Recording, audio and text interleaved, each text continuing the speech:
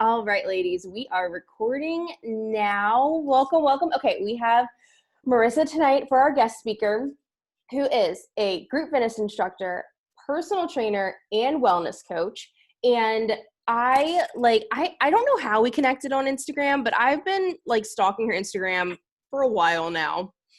And she's like, you can already just like looking at her, you like the nicest person. I feel like I'm friends with her, and that probably sounds super creepy, but I'm like, so I reached out a few months ago and just said, we have our membership and I would love for the ladies to hear from you. So inspiring. And I just can't wait for you guys to hear a little more about her, how she got started, her story, and just like get those light bulb moments. Cause like we always say, we learn from other people's stories, and if she can do it, we can do it. So and don't be shy. I know you guys get shy, so we'll do questions at the end. You can either put them in the chat as she's going, as we're talking, or save them and just unmute yourself at the end and jump in. So without further ado, I'm going to hand it over to Marissa to introduce herself. Hi, ladies. I am Marissa Cunningham. Like Brittany said, I'm all those things, and a mom and a wife and all the things. Currently residing in Greenville, South Carolina.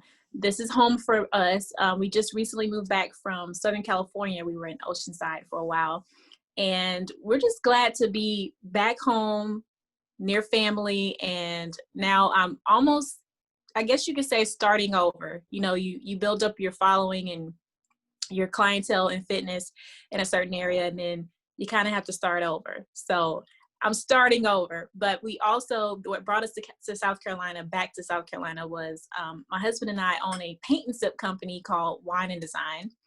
And it just was perfect timing. He was doing a paint company out in California, and the opportunity came, and we were like, yes, because we want to go home.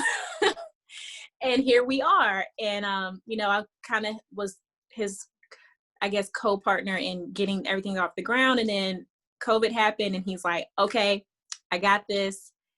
You need to go off and do your fitness. So now I'm starting at square one almost here in South Carolina. But I've been in the fitness industry for about 10 years, and I'll give you my backstory. I know we're going to do this conversation style, but I'll tell you about my backstory. I didn't get into fitness until after having 2 babies. Never played sports, never worked out a day in my life. It's aside from like attempting to go to a Zumba class here and there and making a fool out of myself.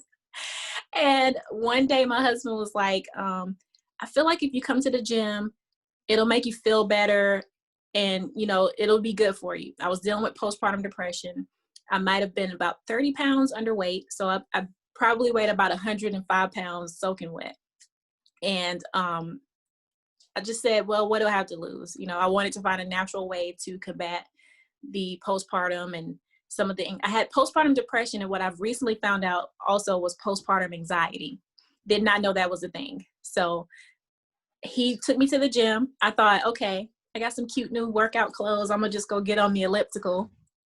No, that's not what he had in mind. He took me to the weight room. He got me on a weight training program. And for the first week, every day I left the gym in tears, like literally crying. And my husband's a Marine, and he would look at me like there's no mercy from him. He's like, listen, you can do these sit-ups or you can sit over here and cry, but I'm about to go finish my workout. And I'm like, is he talking to me? No, he's not talking to me. So eventually I said, you know what? It can't get any worse. It can only get better. I'm not going to let this defeat me. Let me just keep going. He's right. It's only going to help. And probably 3 months later, I had gained some weight. I started looking better, feeling better. I was stronger. And I just thought this has to be something women learn about. They need to learn how to be in shape and how to lead a healthy lifestyle. It pivoted a lot of things in my life. I was at the time a cosmetologist, and I was not a good one. That was not my calling. So I went from doing hair, and I realized it was a lot of long hours, day in and day out. I barely spent time with my kids, long enough to get them ready for daycare in the morning and to get them ready for bed at night. And I thought, well, I just can't do this anymore. I really love fitness. I hate cutting hair. let's switch these careers. So I went and got my personal trainer certification and was dead set on doing one-on-ones. Like that was what I wanted to do. I'd already been somewhat training family members, basically taking them to the gym, showing them what I do and helping them start their own fitness journey. And one day a friend of mine was like, "You be great at group fitness." I was like, "Oh, nope. Nah, I don't do that thing. Like I'll come to your class, but I don't want a mic pack and I don't want 50 people looking at me." But she convinced me to do it, and it was the best thing I ever done. The very first class I taught, I remember hearing my voice come back through the speakers. It was shaking. My hands were sweating so bad I could barely pick up the weights. And I think maybe 3 minutes into the workout, the switch came on and I got it. Like I found my voice, I found my rhythm, and it just became natural. So I've been doing group fitness more than personal training now, and I absolutely love it. I just love the camaraderie. I love the teamwork and the energy that we give to each other, and it's just been the thing that I've done. But long story to say that I've done a lot of things. I've done men's formal wear, I've done hair, and I ended up in fitness. So that's my backstory. Oh my goodness. You're even more amazing than like I already know. Like you're just so there were so many things that you or even said just in your backstory that I would love to dive into. Well, first, I love that you're like, I was a cosmetologist, but not a good one. Because a lot of us, we talk about like, defining success on your own terms. It's Design Life Studio, like design it for how you, like what success means to you. But was it still scary to make that transition into fitness? Or were you just like, this is it, I know I need to make it? It was this is it, I know I need to make it. At first, it was kind of, okay, so it was a little bit of both. Okay. In my mind and heart and soul, I was like, that's it, it's the thing.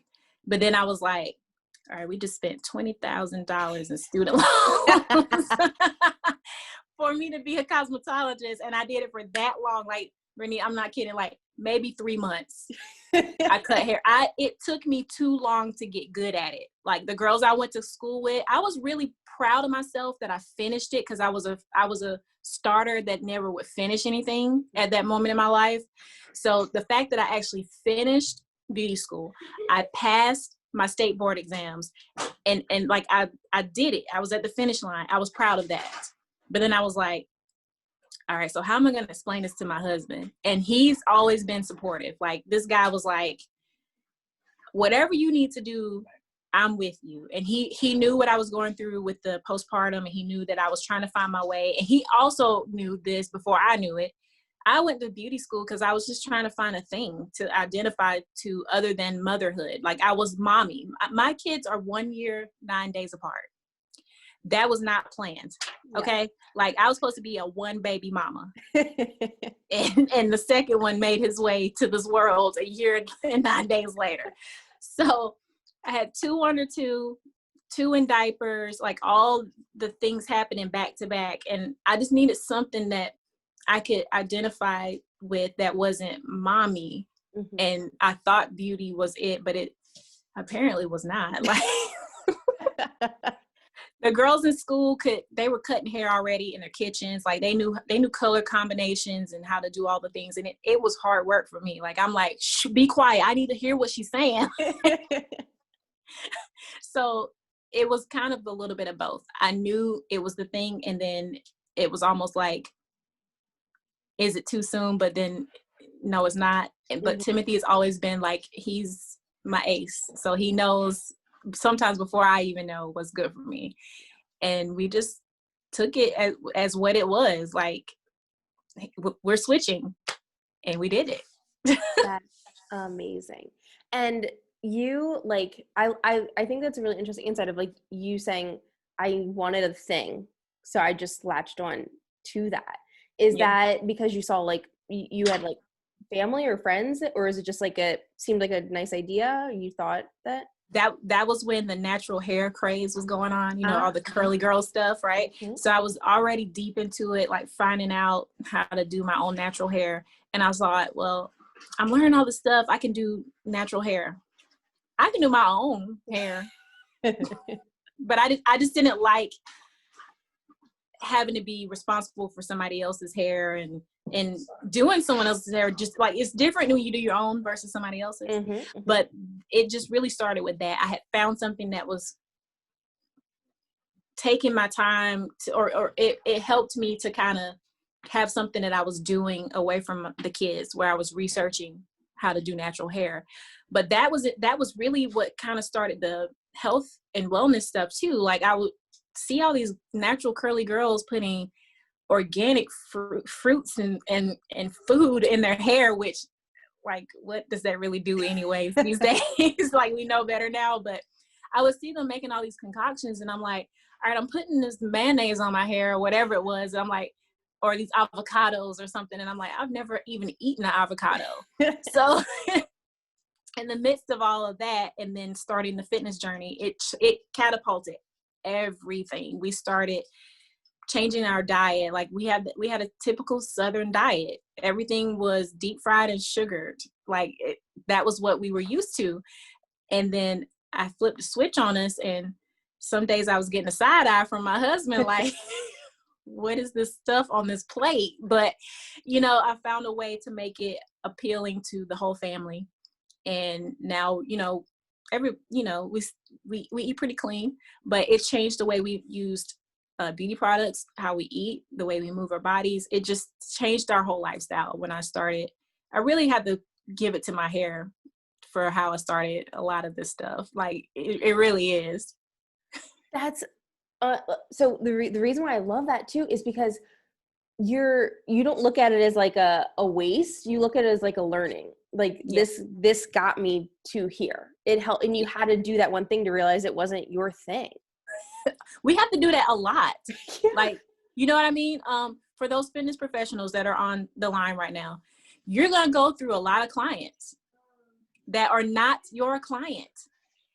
But you have to, you know, you don't know that until you've done it. And you're like, okay, I know that I don't want to work with somebody that's their goals are X, Y, and Z. Or you'll figure out the type of person or the type of client that's your ideal client. And the way you figure that out is by working with the ones that aren't. Same thing with gyms. You'll figure out, okay, I don't like big box, I prefer boutique, or, you know, vice versa. It's a lot of ways connected to everything we do. You figure out what works by doing the things that don't work. That is going to be the quote of the night. Well, I'm sure you're going to have other nuggets, but that one hits so like, oh, so good. You figure out what works by taking action and doing what doesn't work. Oh, amen. Yeah. Amen. It's amen. Like, amen. It's like, you know how they always say you have to know what you want to get where you want to get. A lot of times we don't know where we want until you done the things, and then you're like, okay, that's what I don't want. Until you know what you don't want, you almost don't know what you want. You know, so good. Absolutely. So good. And then the other nugget that I want to make sure I picked up on it correctly, because I think, because all of us are like, I mean, we're just a very like ambitious group of women, goal driven. And like, of course, health and fitness plays such a huge role in that, especially we do have some health professionals on the call, or like soon to be. But we're all on our own health and fitness journey too. And I want to, unless I heard you wrong, did you say as you were going through your health and wellness journey, you started gaining weight, gaining strength? And so I just want, like, as women, we need to hear you got stronger, you gained weight, right? And that is a positive. So like, could you like talk around the mindset? Because I'm sure you've coached clients with that mindset too. Actually, I've had people approach me in a personal, I'll talk about the professional, but as personal, they would say, why are you working out? Or why are you doing this stuff? Like, you already skinny. That's what I would get. And I'm like, that's not the end result. Okay. So body image issues come in all forms. I did not feel good in my body. I was 30 pounds underweight, which means my body had changed from what I was used to. So I have the right to be not okay with the way I felt in my body. And I didn't function properly. Like, I wasn't strong enough to do some of the things I needed to do. And I wasn't able to use my body like I would like. So yes, gaining weight can be a good thing. And I tell my clients, the number on the scale doesn't mean everything. Like, what about the non-scale goals? I'm working with a client right now from California. We worked one-on-one in person before I left, and she insisted that we do virtual. So I knew this about her before we started, that her balance and her flexibility were non-existent. She wants to lift all the weights. That's all she wants to do. I want to lift all the weights. I want to get strong. And I'm like, I have to sneak in the things that she needs with the things she wants. So I've been reminding her, of course, she has a goal to lose some weight, but I have had to remind her, look at your balance. You couldn't do a lunge day one. Now we're lunging in and out. Look at your flexibility in your hips. There was a time where you couldn't step up on your bench. Now you can step up, like those types of things. The non-scale victories are just as important as the number, or more important than the number on the scale in my personal opinion. So yes, I gained weight, and it was for a good reason. I needed to be stronger. I needed to get back to what was normal for me with my own body. So yeah, I don't even weigh myself anymore. It's like, if I feel strong, if I feel good within my body, I'm okay with that. I don't need to see the number on the scale. Yeah, our scale's out of batteries. It just like, I learned that like 2 months ago, and I was like, oh, okay, cool. Don't need you anyway. I'm okay with that. Yeah. The only reason we have a scale is because I use it for clients that want, so we can get a baseline. But yeah, or we weigh the puppy. Yeah. we want to see how much the puppy weighs. That's a great one. That's a good use. Puppy. Yeah. Yeah. Puppies bring happiness. Yes. So our theme this month in the membership is habits, and habits across the board. Like, I'm personally working on sleep, which is not as easy as you would think. So, and like some of us are working on just like routines during the workday or healthy habits. Like, as far, and you said, you transitioned your whole family, and they were like, what the heck is this on my plate? Like, so like, what tips or anything, or even just thoughts for your and your family's journey of like, how do you start implementing a healthy habit? Because it's the foundation for us to be successful all around, right? There's two folds to that. So one, create habits around things that you normally do. So let's say you have a habit to drink a certain amount of water first thing in the morning. Have your water bottle right next to the counter, the sink, your sink counter in the bathroom. You have to brush your teeth every morning. You got to put your makeup on. Like, while you're in there doing those things, you can be getting your water intake. So that's one part, is create your habits around the things that you already have to do, and it makes it easier. So another example, if your goal is to read a chapter of your ACE personal trainer manual every day, have it next to the bed, and instead of watching an episode or 2 or 3 or 4 on Netflix, get in bed with your book and your notebook so you can take some notes and read you got to create your habits around things that you already do that are innate. So that's one part. And then with the healthy habits and how I implemented them into my family, they're in this room right now, so they don't know this, but I'm gonna let them in on the secret. I tricked them. I did. I really did. I tricked them. So to get their palates to change, your palate will change over time if you start implementing healthier or, organic whole foods, like real whole foods in your diet. Your taste buds and your palate will adjust, and it will start to crave bell peppers and mushrooms and carrots and the things that you typically wouldn't eat, right? So my son, he was 3 at the time. I would put something on his plate that was green. It didn't matter what it was. If it's green, this was his quote: "Mommy, it look like it won't taste good." It looks like it won't taste good. So I would blend up stuff in things that they like. So you want to eat mac and cheese? It's green today, but it's mac and cheese. It's got spinach in it. Like, my husband didn't know he ate mushrooms until last year. You got to find ways to sneak it in, and eventually it'll get to the point, like, now Jackson loves green things. He asked for a green smoothie this morning. He's like, "Can you make me a green smoothie?" So eventually it gets to where they actually desire and want those things. So that's another way of tricking, is a way to instill habits. Moms, we got to win any way that we can, okay? Like, don't feel shameful for that. Trick them. That's amazing. That's something, because my husband loves mushrooms and he's going to probably start sneaking. I'm not going to tell him that tip because he's going to start sneaking them into my food. I did. You might actually end up liking them. I hated them, Brittany. I was like, ugh, mushrooms. But I researched it and started finding the benefits to them. And I was like, okay, I'm even going to trick myself. Yep. So I would like dice them up really tiny and put them in things until eventually I actually liked them. Yep.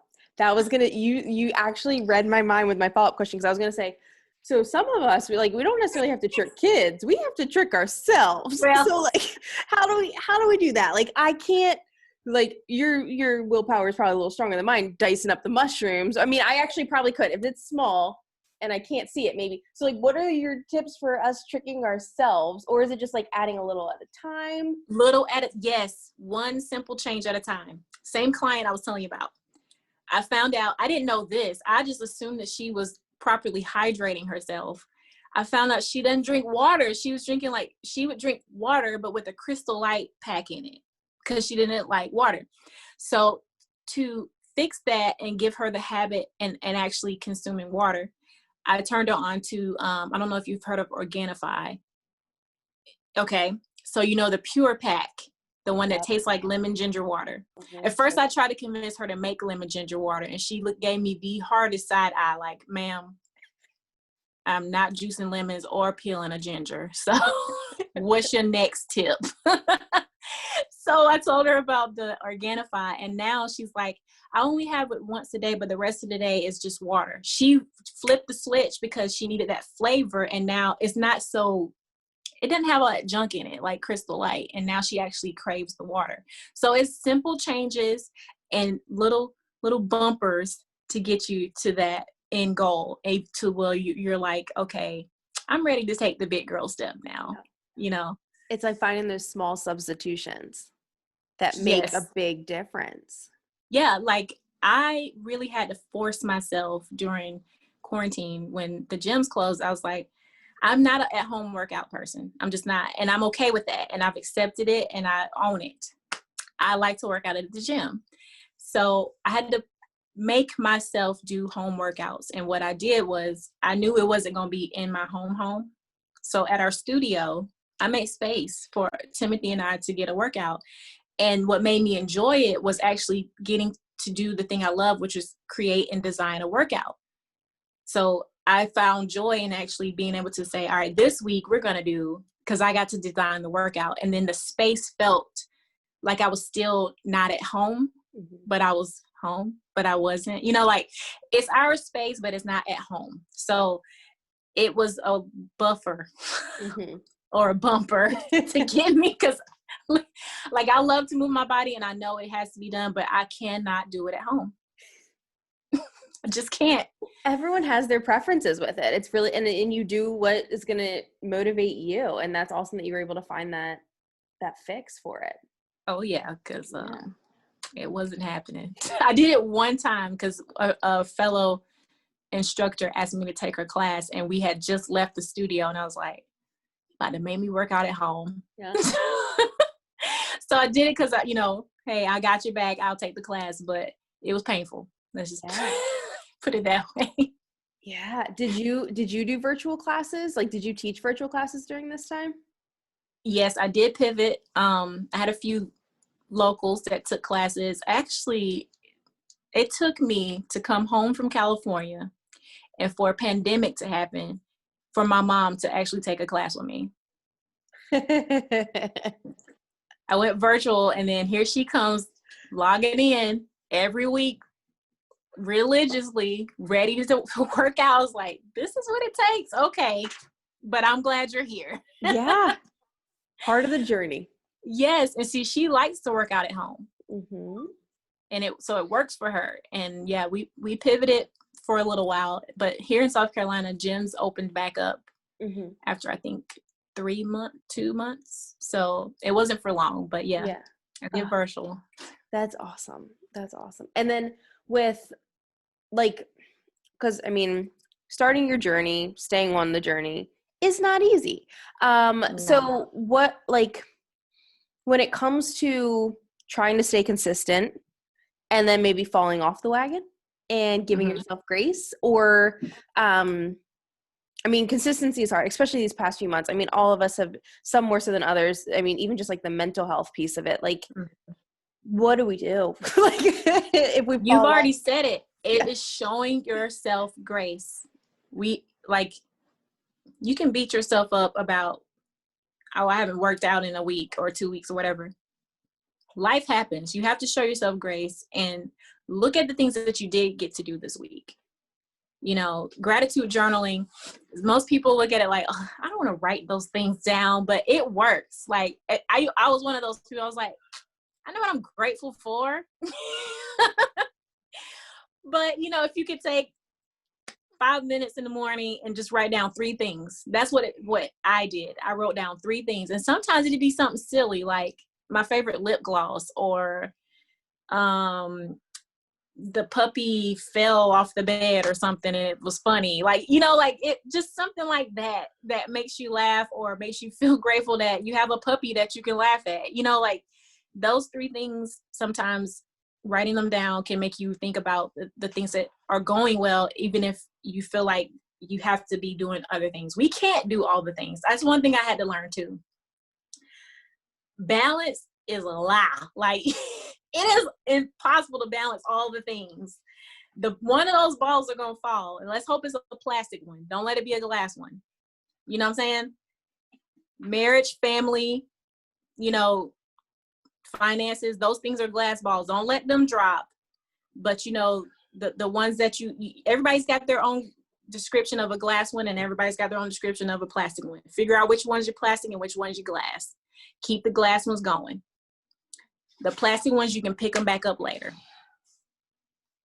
I have never heard it explained like that, and you just blew my mind.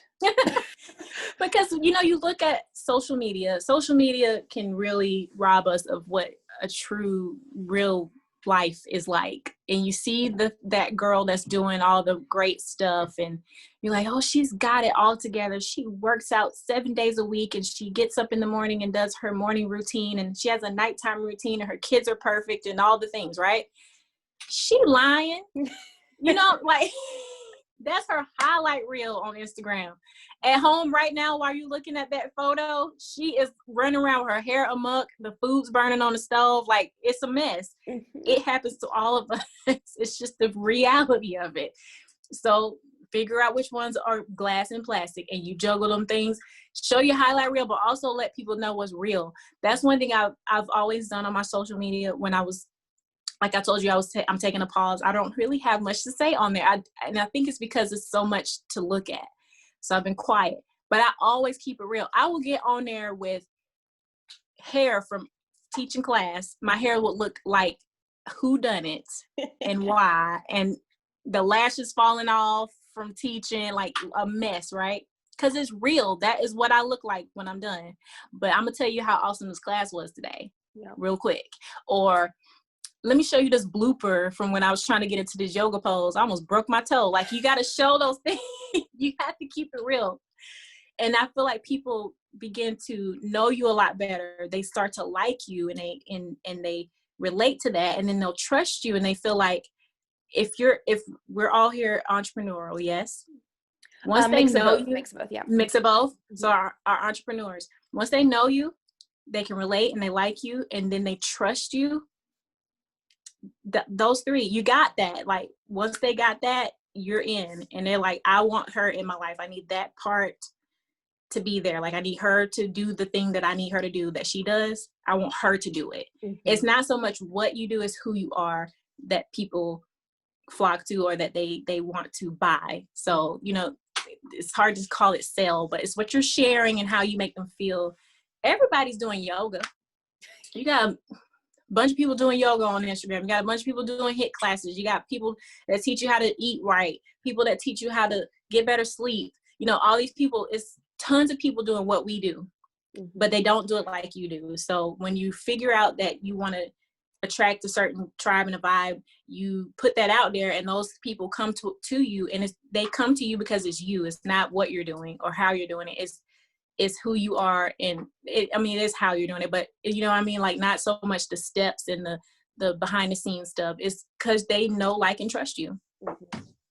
That's so true. And it seems like, I would like to say maybe this comes naturally to you, but one of the things, and I think so, some of us that are entrepreneurs, some of us that are like me, where we work full time but also do a side business, and some of us are very focused on our career, right? And I think it can apply all around, but our uniqueness is what makes us special and stand out. Mm-hmm. But how do you not fall in the trap of sounding like someone else or trying to mold that? Because I think you do it amazing, and that's why I like love your social media. I love following you, and I immediately knew I had to reach out to you for a membership. But especially if your job is like on social media all the time, or even just consuming it, or just around coworkers in the office, and you see someone else in a leadership position and you think you have to be like them or sound like them, like how do you actually stay true to who you are to make it fit correctly? Yeah, that's a good question, because that's a hard one. It's a fine line, right? Because you can't reinvent the wheel most times. So working smarter instead of working harder, most things that happen around us is because we as people are influenced by other people. That's natural. So don't feel that, like, I'm assuming you're meaning like imposter syndrome. Yes. Mm-hmm. Yep. It hits us all. Like, for me, it comes in waves, and I notice when it comes is when I've consumed too much. Yep. That, like, the people that I aspire to, if I'm watching them too much, then I'll start to compare myself, and I get this imposter syndrome. Like, I don't want to be sounding too much like her or doing that thing she's doing. So you have to mute it. Mute those accounts. Don't unfollow, because they're who you aspire to be, and it's great to have someone that you look towards. Mute them for a while. Stay in your lane. Put your blinders on. Focus on how you do what you do, and then you're still working smart, but you're doing it in your way. You know what I mean? I hope that says it. Yeah, no, it does. And because I think the hardest thing is doing it your way. Yeah. I think that's the hardest. You got to sound like you. You got to look like you, walk like you, talk like you when you do that thing. So turning it off sometimes lets you go back to the root of you, and you can figure out your voice and how you want to sound, and what you're putting out there, that it doesn't sound so much like the person or the people or the company that you're modeling after. And it's okay to model after something. It's how they started. They had somebody. They were looking at somebody else that was doing the same thing they're doing, and then they put their own spin on it.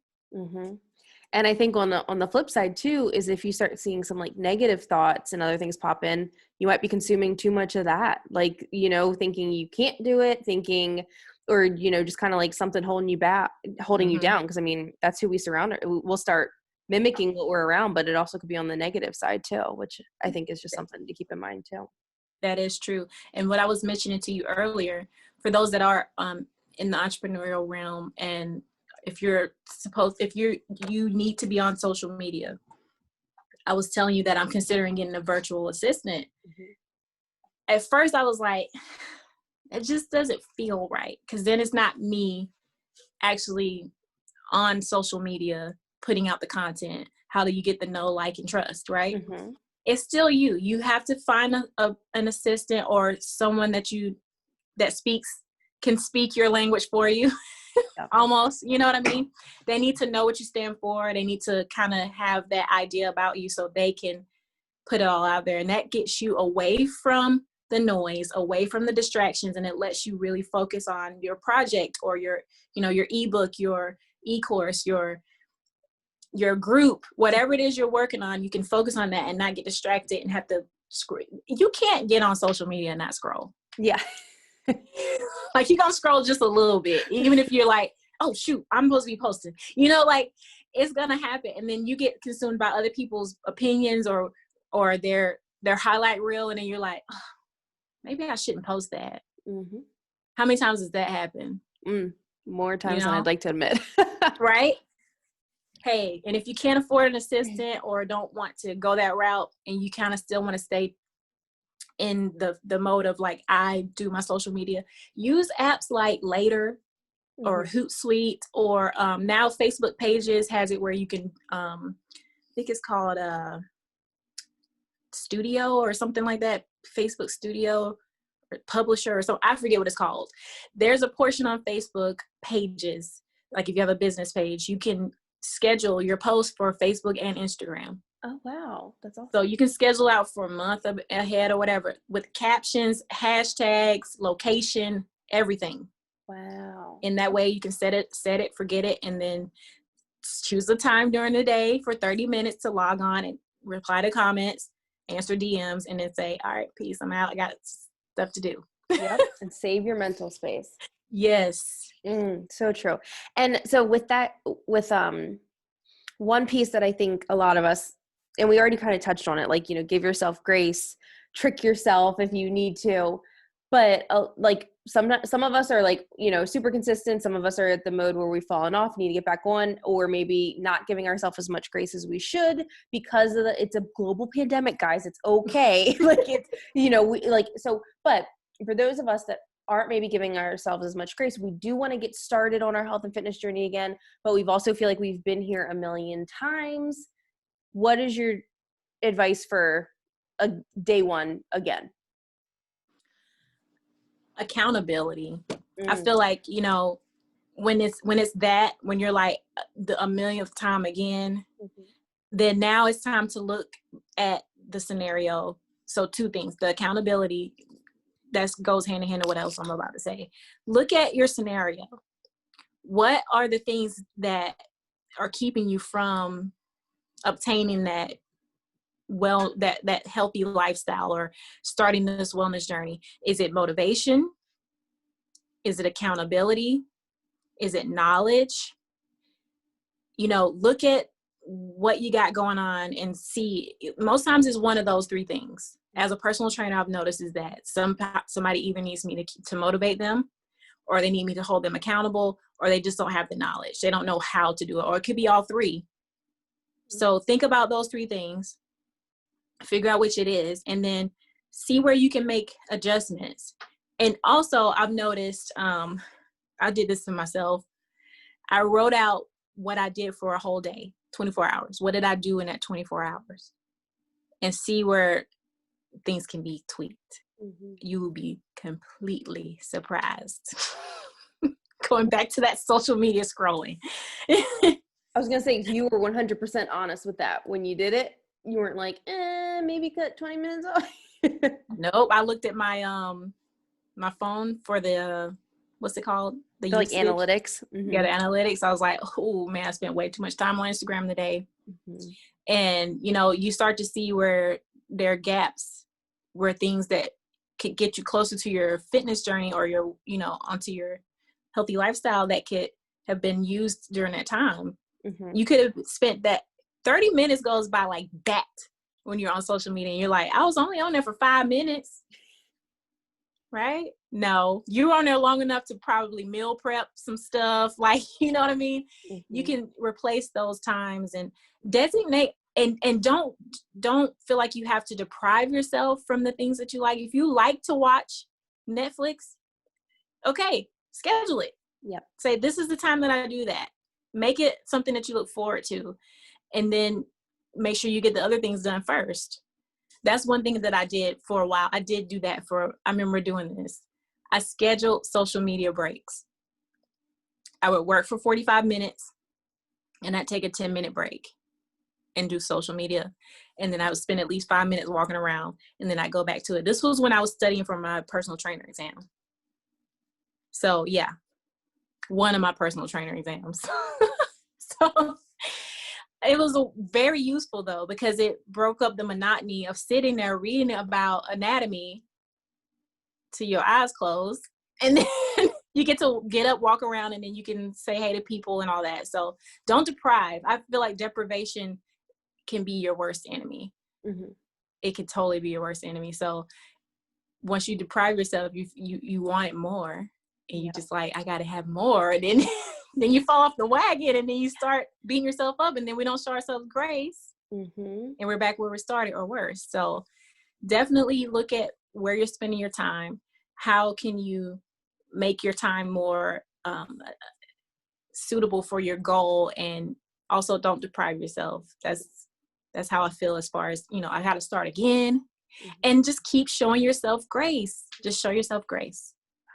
So good. So good. And so going back to like your journey, like getting started, going to from cosmetology to personal training.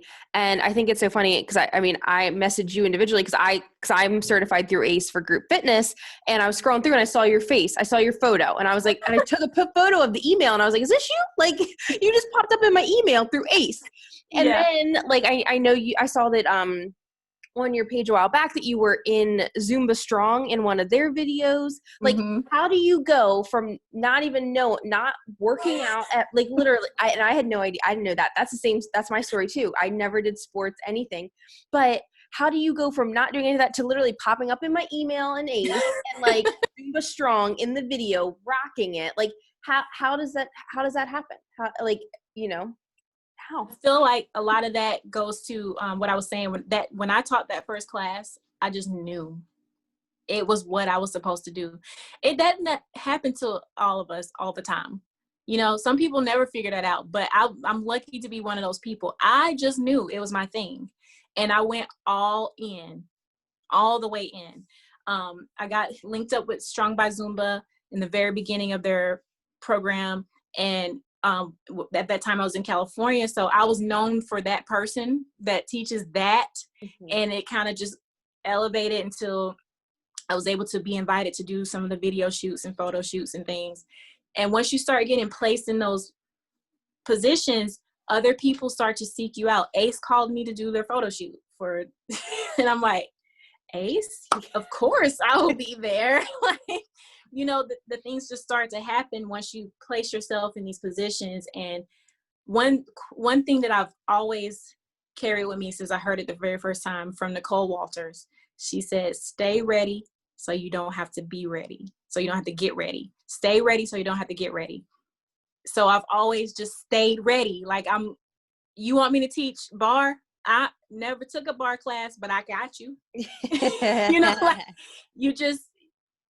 you got to be malleable, and you just be the best at what you do already, and just own it. Like, fearlessly go in and do things.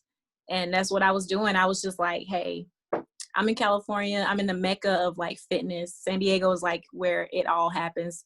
And I just went in and just kept putting myself in positions where I could be better and better and better. Just keep getting and going and going.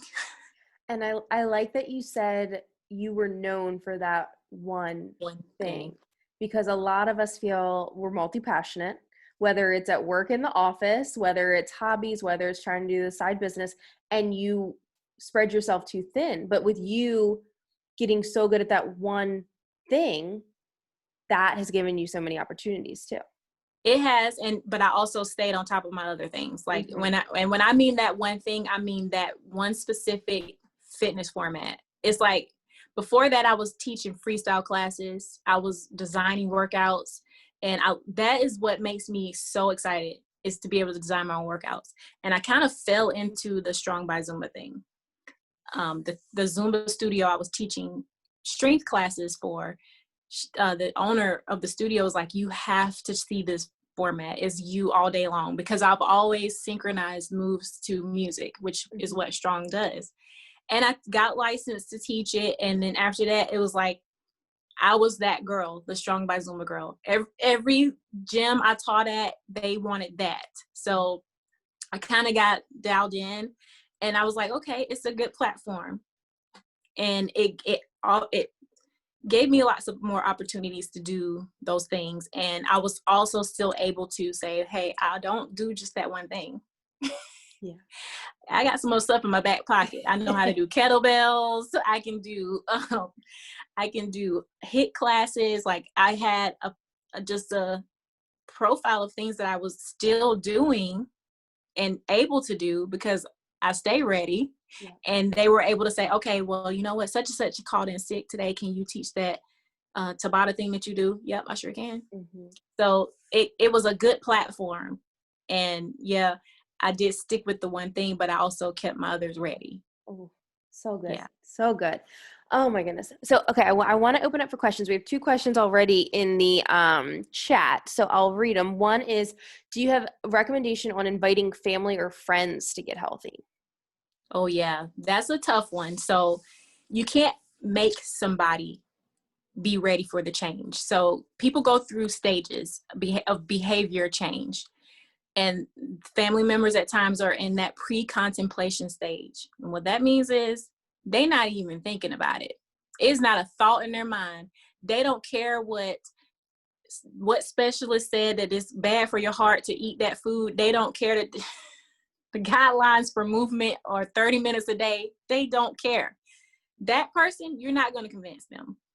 Once they become in that contemplation stage, though, when they're like, you know, I've really been thinking about it.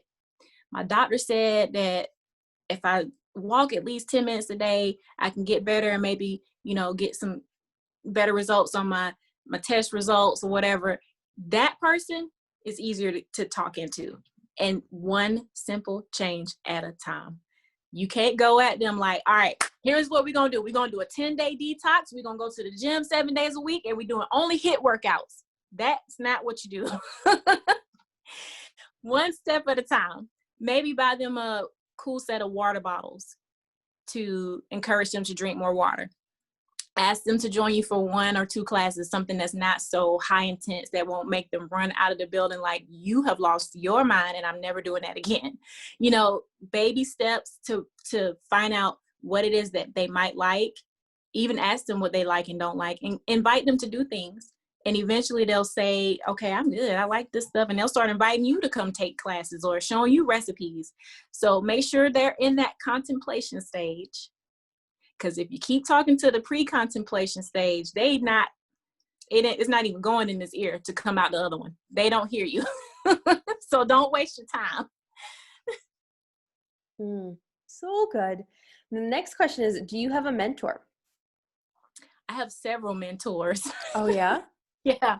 None in person, really, aside from colleagues. I feel like if you build up a good circle of people that are doing the things that you're doing, you've got mentors. Because like doing this right now, we're feeding off of each other, the energies and the things. You never know what somebody knows, and they don't think to tell you because they probably think you already know that, you know. So I built up a really good relationship with a lot of instructors in California. I still have some instructor friends here that I chat with. So that's one form of mentorship. I have some virtual mentors. I've mentioned one already, Nicole Walters, Shalene Johnson. She's actually so you're a lifer too. A lifer, yep. Yes. She's how I even started thinking entrepreneurially. Like, I was okay teaching classes at the Y.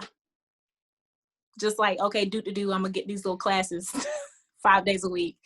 Until one day I was like, it's got to be more than this. Like, I felt it, I don't know, entrepreneurship just kind of hits you one day and you're like, oh, I can do something better and more and you know, whatever, all the things. And I remember it like it was yesterday. I was listening to her broadcast on probably Facebook. This was before the podcast and all that. My husband hated listening to Shalene. He was like, will you turn that lady off? Like, what is she talking about? And guess what? He's a lifer now. No lie. Shalene is his auntie. That's what he calls her. Auntie Shalene. So we got to meet her at MIA Live. We did the Marketing Impact Academy, the online academy, and we went through to the in-person event, which it changed the game for he and I both. That's what got him to level up in his own business, in the paint party business he had in San Diego. He 2 times his numbers, almost 3x his numbers after going through the academy and going to the live event. And it just changed the way he operated. And then when that opportunity happened for us to come back home, it was a no-brainer. Like, we were ready. Mm-hmm. So she's been a huge mentor. And yeah, that's just really how I've been being mentored, is colleagues, those that, like the veterans that are doing what you're doing, and even the ones that are doing it at the same level you are. You never know what you can take from someone. And online mentors. So Shalene Johnson is the reason I taught group fitness. I took her turbo fire class and literally was driving home, was like, I'm going to be a group fitness instructor. It was not on the radar before that. And I also, Marketing Impact Academy was my first like business investment that I made. And Same. I have never looked back. Oh. So did you take a class with her, or you took the turbo with another instructor? With her. So it was with like her. With Beachbody Coaching at the summit, she would come and teach a class. So it was like in this huge auditorium. Yeah.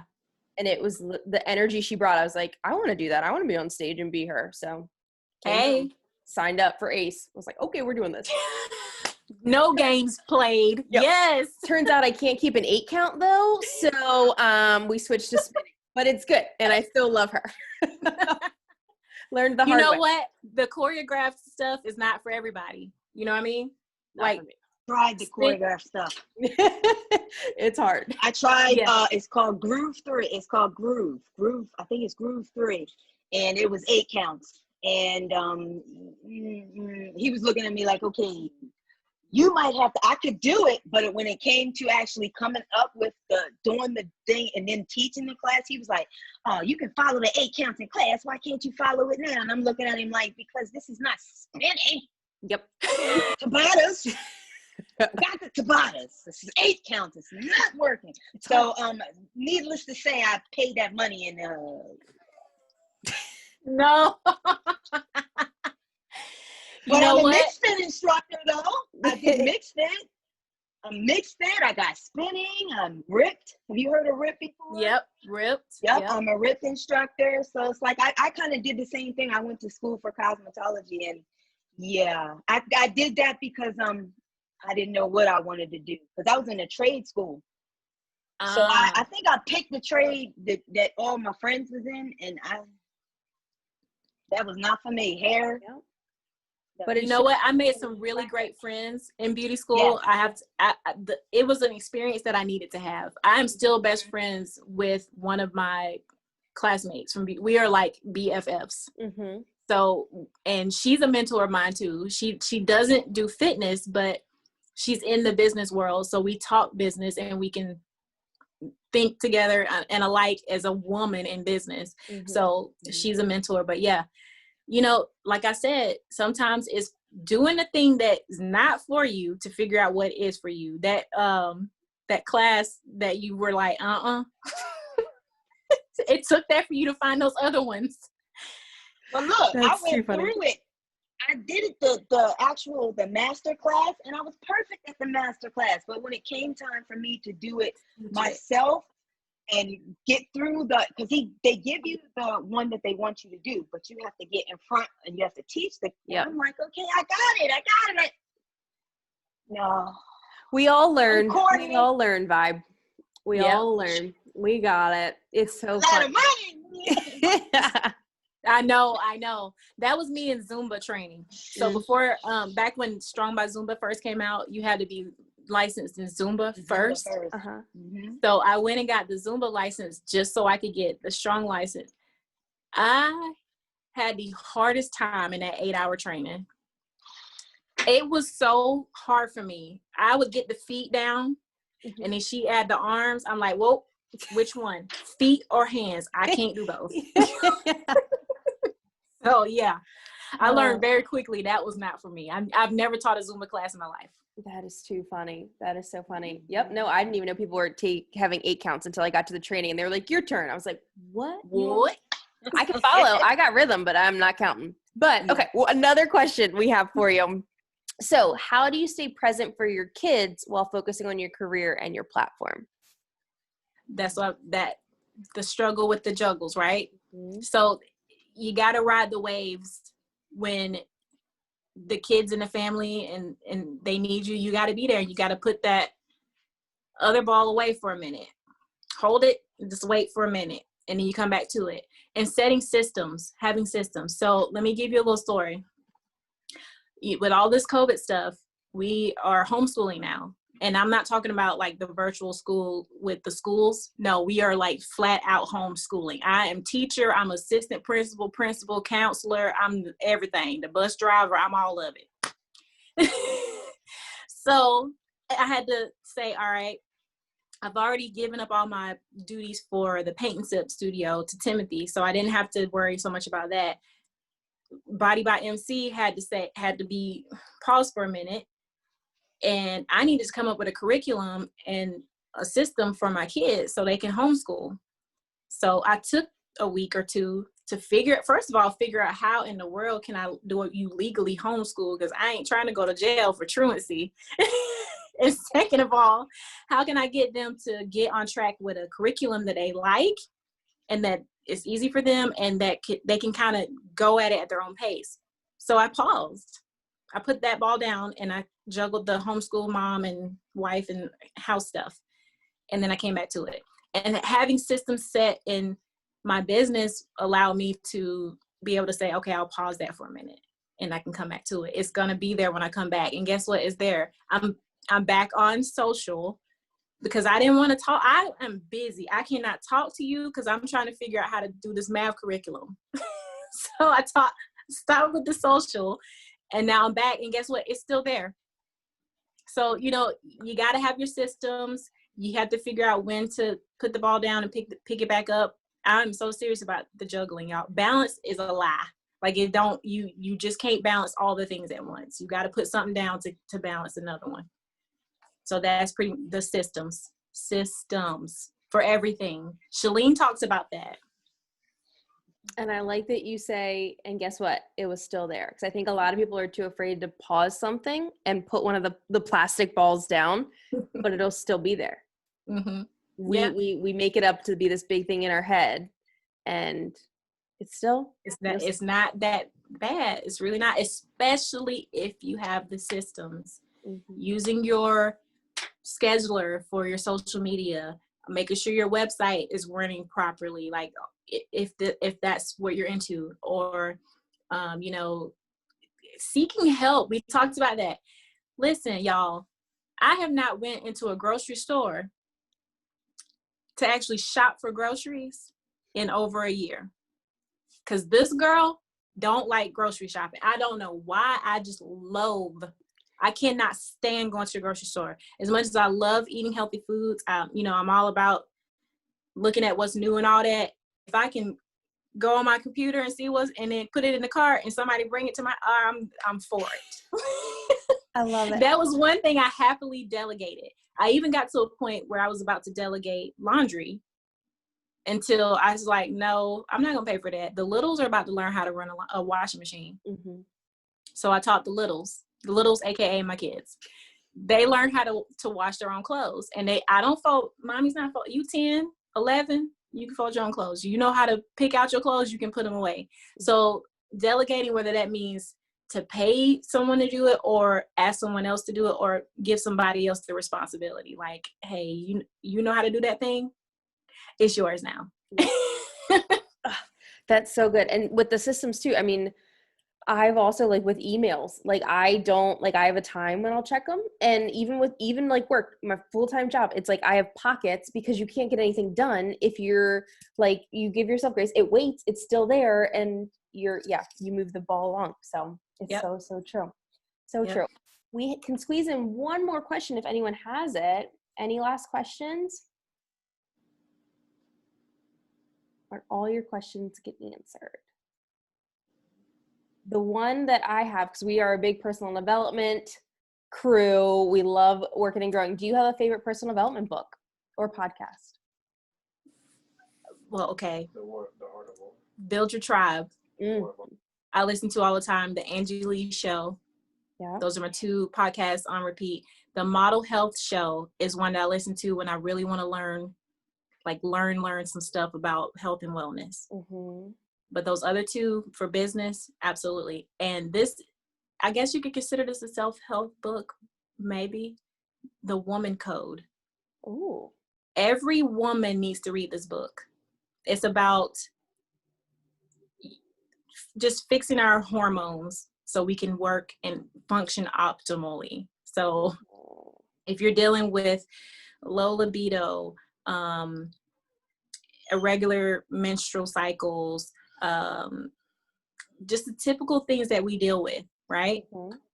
As women, PMS and all that stuff, you have to read this book. I have found so many good nuggets. I'm not even done yet. Like, yeah, so it's helping me as a fitness professional too, to understand a little bit more about what some of my clients have actually been dealing with that can't get that last 20, 10, 5 pounds off, that is hormonal based. So the Woman Code, and I cannot remember the name of the author. I'm looking for the book now. I can't remember the name. Oh, I will send it to you. Okay. Yeah, I'll send it to you, and that way you can share it. But I just actually shared it to a group of ladies that we do girls' nights sometimes like every other week. And I was like, y'all need to get this book now. One girl's having a hard time getting pregnant. I was like, this every time I would read something, I thought of her. Yeah. So I was like, you got to read this book. That's Sophia amazing. Nelson. What'd you say? Sophia Nelson. Sophia Nelson. Okay. Sophia Nelson. Does that sound right? I don't think that's it. Can you pause? No? I got the book right here. Okay, yeah, we can pause. Okay, does it look like that? And to repeat them, it's for the podcast. It was Build Your Melissa Tribe, Vita. Build Your Tribe, Angie Melissa Vita. Show, Yeah. Model Health Show, and The Woman Code, which is the book. Yeah, Woman Code by Alyssa Beatty. Melissa Vita. Yeah. Okay. Yeah. That is getting added to my Amazon. Thank you so much. Like, seriously, this was absolutely amazing. Cannot thank you enough for, taking the time to speak with us. And yeah, I'm sure you'll see most of us on Instagram. Yes, please, guys, if you're on there and you were here tonight, please pop in my inbox and say, hey, yeah, let me know who you are.